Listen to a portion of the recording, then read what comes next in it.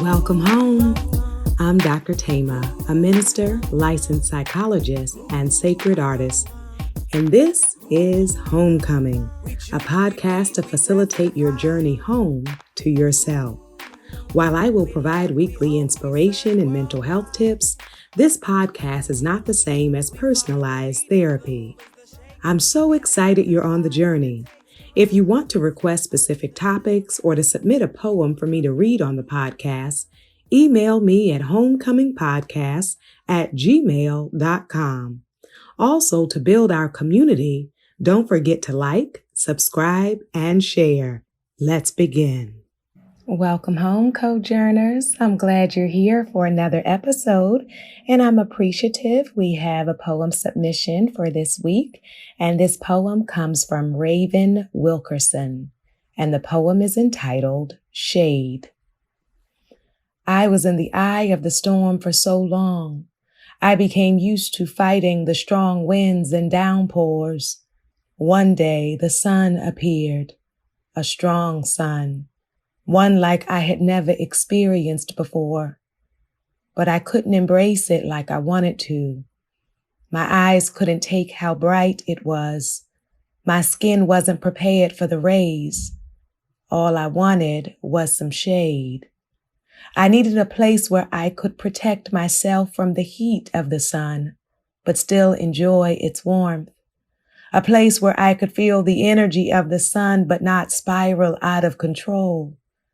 A place where I could feel the pull of the sun on my body, but not feel stagnant. Most importantly, I needed a place where I could feel peace and welcome it. I needed shade.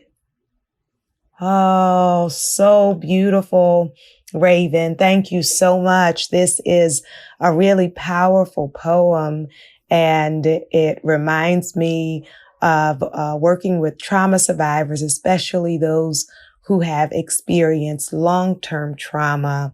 And when goodness shows up, it can be overwhelming, right? It can be disorienting, as you said, still wanting to connect with that sunshine and also feeling not at ease in the presence of that affirmation, in the presence of even positive attention, in the presence of those who see and know. And you named this so beautifully in terms of wanting the exposure to this new, beautiful possibility. And at the same time, you described it needing some shade. So needing perhaps it to slow down, needing patience, needing compassion, needing understanding of that adjustment process. That is just a wonderful description of the nuance, right?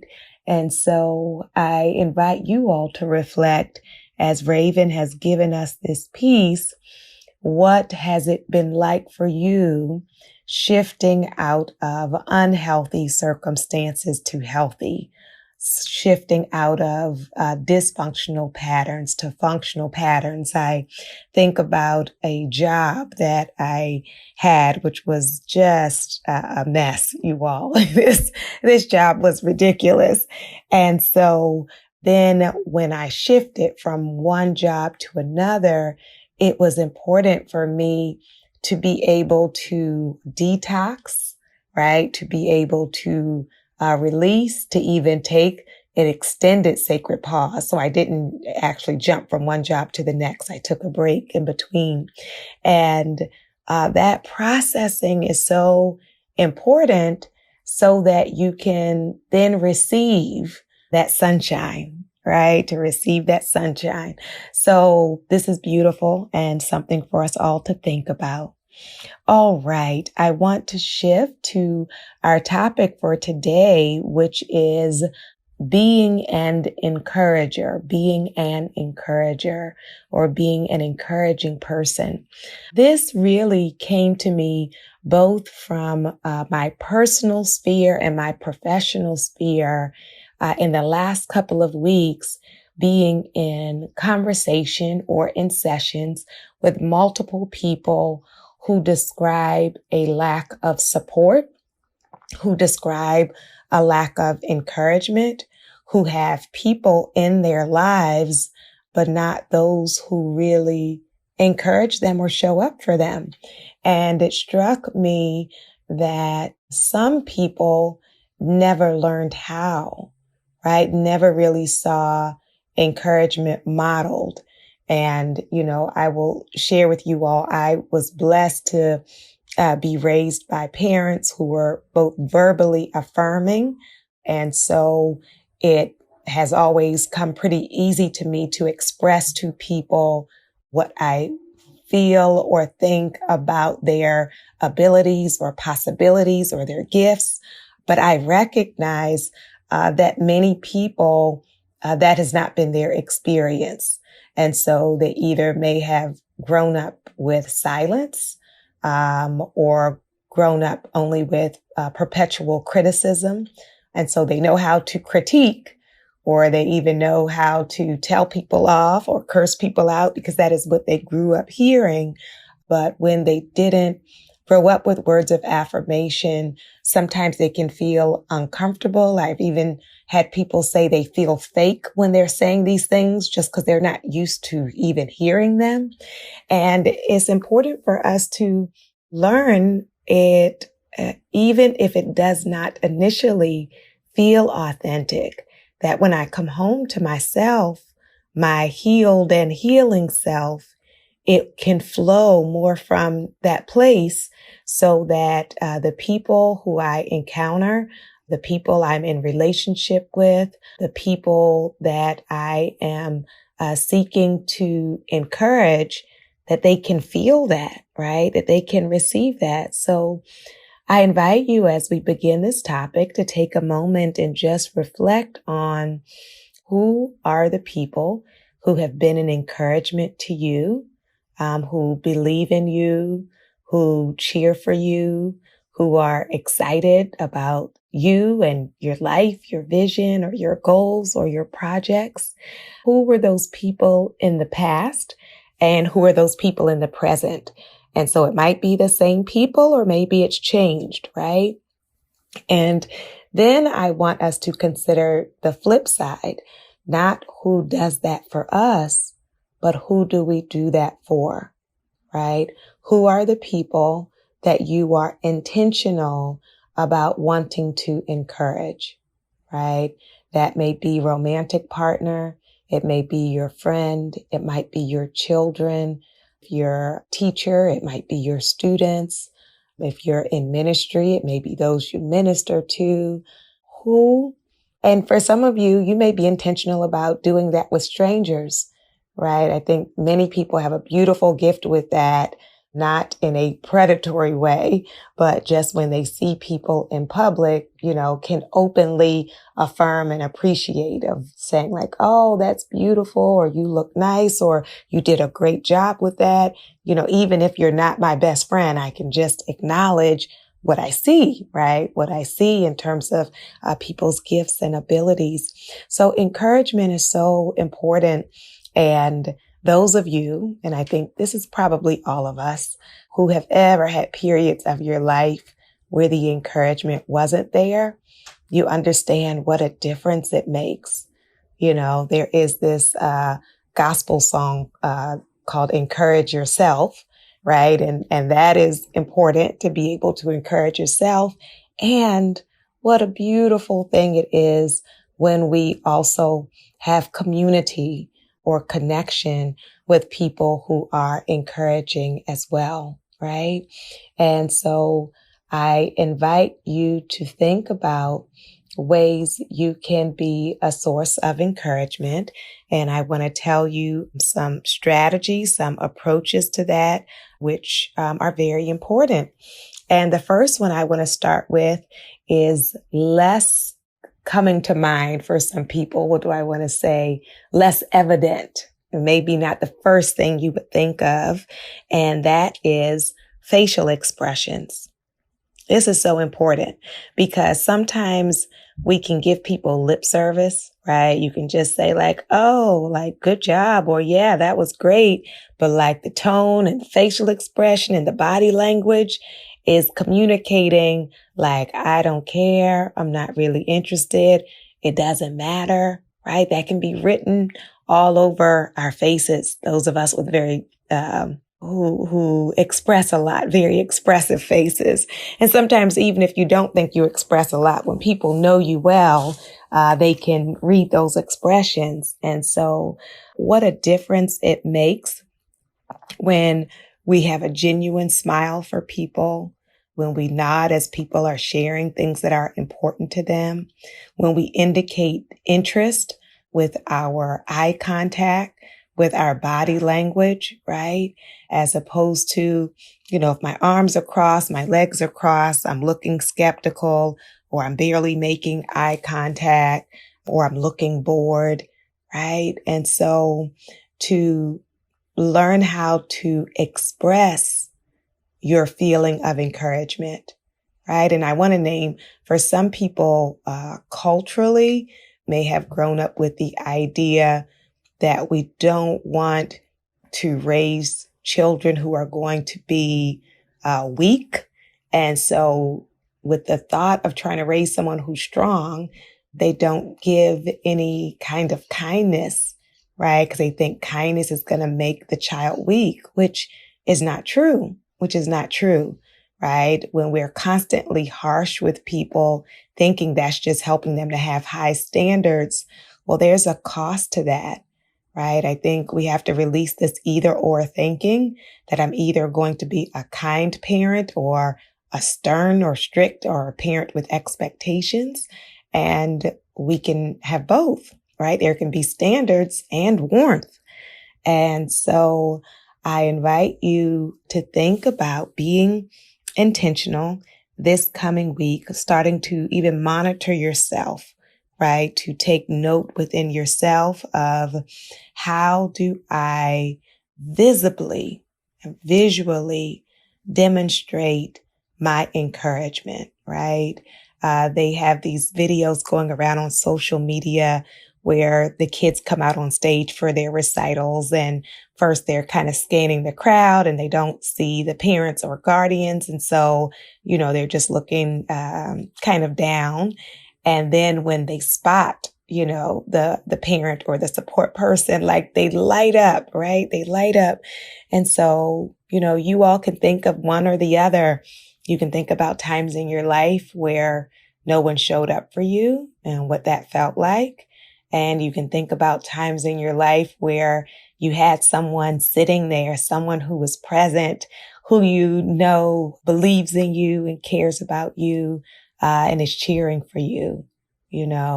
I remember in college, one of my dear friends who didn't participate in graduation because her family couldn't come. The plane tickets were going to be too much. And so they decided as a family they weren't coming.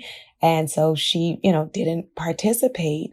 And so I invite you to consider both experiences when you've had someone present for you and when you have felt that absence. And so being mindful to show up for our friends, right? We have people who are doing some amazing things, people who have put their heart into, different projects and really deserve to be celebrated, right? To be affirmed. And so that facial expression is one with smiling, nodding, encouragement, kindness in your eyes, right? Because we can really read where people's heart is often from the eyes. Another way that we can be encouraging that you might not always think about is listening, right? Listening. Again, usually if I say to people, how do you encourage someone? We immediately say with words. And I'm going to come to that. Words are important, but I also indicate an interest in you and what you're doing in what you're thinking and what you're feeling by asking questions and by paying attention and by really listening, right? Because I care. And it is important as we come home to ourselves to learn how to be present, right? So when I am at home within myself, I know how to be present with me, and I can also be present with you, right? To really see and hear and understand, right, what is being shared. And that's about building connection. It is also important when I want to encourage someone to acknowledge their progress, right? There are some people who won't celebrate it until the whole thing is done, right? Not everybody knows how to show up for you when you're in process, right? Once you're winning awards and like getting a whole bunch of money or attention, then everyone's like, yay, I knew you could do it, right?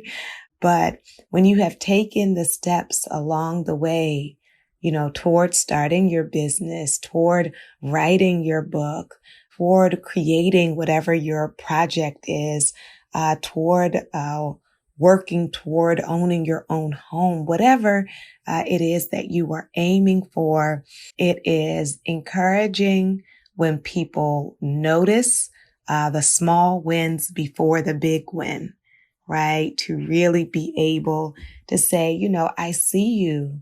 I see you putting the effort in.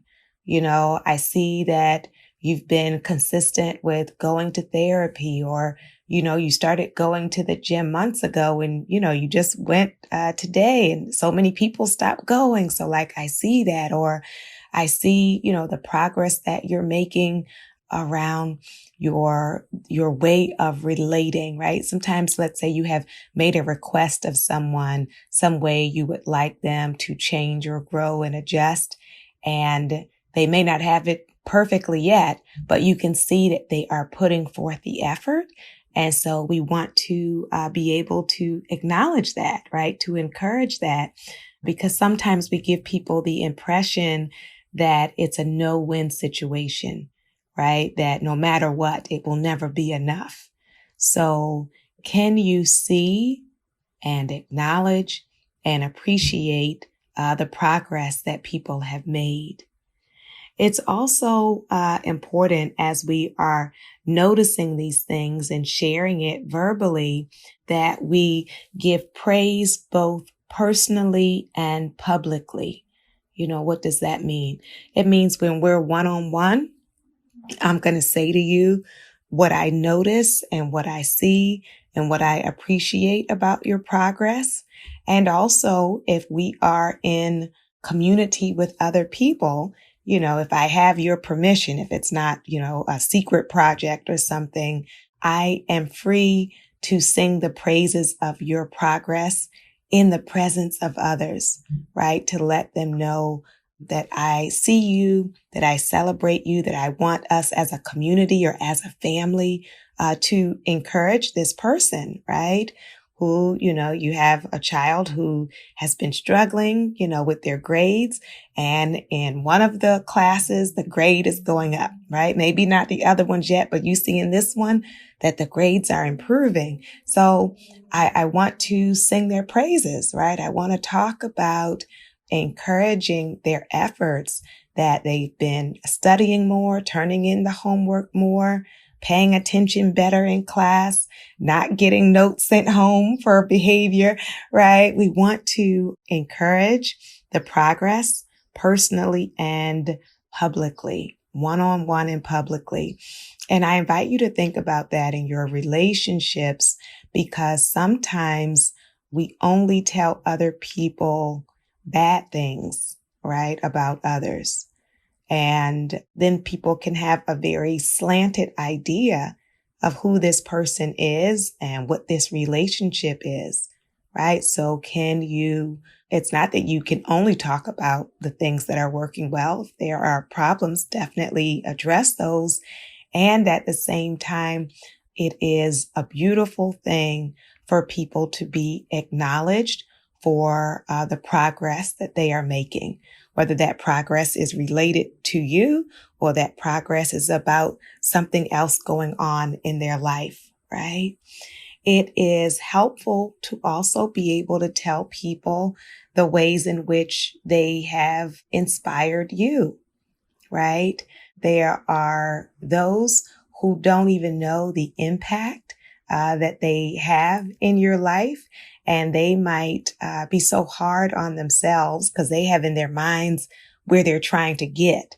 And so where they are right now, it may be like far, far from where the actual goal is. And so what a gift for people to know that them not giving up, them persevering, them dreaming big, them being willing to step out of the box encouraged you in some way. And so you want to encourage them to keep going, that it makes a difference, right? That it makes a difference. And as we learn to encourage each other, I want to say it is also helpful when we can be specific, right? It's one thing if I generally say, oh, I believe in you. You're just do great at everything. Everything's going to be great, right? Sometimes when it's so general, it can feel surface and people may not feel the depth of those words or of what you mean or what you are seeing. And so I would invite you to think about those who I want to encourage. What are some specific things I have noticed about them and what they are working on in terms of their strengths, their traits, their positive traits, their capacity, their skills? Because let me tell you, oftentimes the skills that come easier for us, we often overlook, right? We can focus so much on the areas of struggle that we don't really celebrate the things that we do well. And so it can be helpful to have other people point that out, like point out what they noticed. And that can be a reminder to the person to not take those strengths for granted, right? Some of the things that are easy for you are not easy for everyone else, right? So I'm thinking about those, for example, who are extroverted and sociable and easily connect with people. And so they may go to some kind of networking event and they meet all of these incredible people and they're able to easily talk about whatever it is they're trying to talk about. And they may not even appreciate that about themselves. But if they have a friend or a partner who is present, who maybe has some social anxiety or just has difficulty communicating about the things that are important to them, especially strangers, for them to be able to say, kind of at the end of the event, right? That was amazing, right? Like I just saw what you did in this space. And, what a beautiful gift you have of being able to talk to people and make people feel comfortable or feel that sense of warmth. And so let your encouragement be specific. And let me also say, let your encouragement be followed up with action. So we had the facial expression, we had the words, but then if I am wanting to be encouraging, that also may mean with my time and or my resources, right? So I mentioned showing up for people.